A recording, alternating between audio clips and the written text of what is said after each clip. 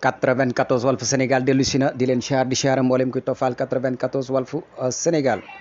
seen analyse chronique yoo xam dañ leen ko defal saa su nekk ci réew mi ak bitum réew jaajëfal nañ leen siyaar nañ leen way leen di toppal 94 Walf Sénégal. Amadou Ba de dafa mel ne xanaa moom 117 moom lu ngeen ci wax comme 100 moom génn ngeen ay mbir ak i kéemaan kan xam 117 moom nu muy demee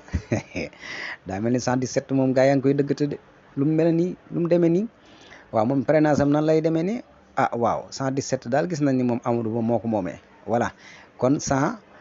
yaakaar naa ni gars yi wax nañ ci génn nañ ci ay révélation génn nañ ci non ci gars yi Pastef yi ñoo garaaw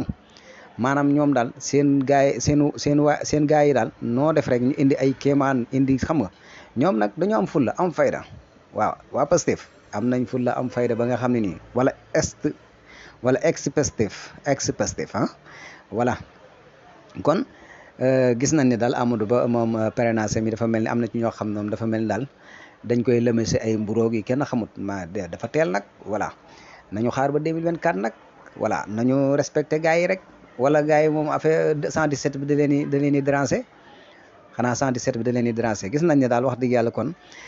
gars yi daal ñu ngi yor lii di parrainage Amadou Ba yi waaye daal xam naa ne daal 100 bi moom gars yi xàmmee nañ ko. wala 111 bi bokk ma naan 100 bi rek ngeen baal ma 111 bi bokk gars yi xàmmee nañ ko waaye 117 daa mel ni de voilà kan moo ci copier morom ji waaw mi ngi noonu kon daal yaakaar naa ni 94 Walf Sénégal li leen indil beneen bi ci des tamit moo di kii nga xam ne moo di Adamo nag dafa mel ni dafa am ay jafe-jafe fële na le ca fa mu daan defee directeur ca tugal maanaam ca Occidentaux yàlla nekkoon mooy ki nga xam ne xàmmee nañ ko ràññee nañ ko moom ñëpp xam nañ ko li tax ñu xam ko nag mooy tifaar yi nga xam daan na ko tifaar voilà yaakaar naa ne internet moom du pour tefaar internet moom du pour saaga internet du pour kaa waaye ay kaag ay tefaar ak ay audio yooyu maanaam ku ko am rek sa xel yëpp ci moom lay dem nga jox ko ngir mu tasaareel la ko ngir aw làmbañam waaye loolu moom wax dëgg yàlla nekk na loo xam ne su ko mënee bàyyi mooy lu gën parce que tamit wax dëgg yàlla internet bi liñ ci mën a liggéey bari na te doo dépassé kenn doo jël audio kenn ñu la koy tasaareloo di ko jaare ci yow parce que loolu bu dul dara sax ëllëg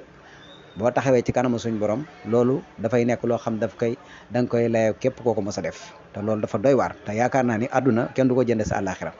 loolu nañ ci bàyyi xel bu baax a baax moo tax bu ko mënee bàyyi na ko bàyyi rek ndax fii moom loo mën a liggéeyee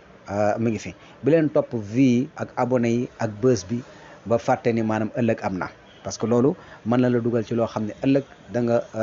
matt sa baaram wicca te bu boobaa kenn du la ko teg loolu yaa ko teg sa bopp kan bàyyi leen xel loolu bu baax a baax am na ay problème nag dafa mel ni wala boog mu ngi ci ay jafe-jafe voilà waaye lu ci mën a am rek voilà suñu borom moom voilà jaam bi rek lay tegum natt waaw ndax moom kenn ku nekk da nga am ak mujj voilà ak mujj gu rafet voilà wala ak mujj gu ñaaw voilà yàlla nañu yàlla dimbali ñu am ak mujj gu rafet parce que moo jërë ñaan parce que xam nga yii yëpp rek àdduna la yem voilà am na ci yoo xam ne nag da nga ko yóbbaale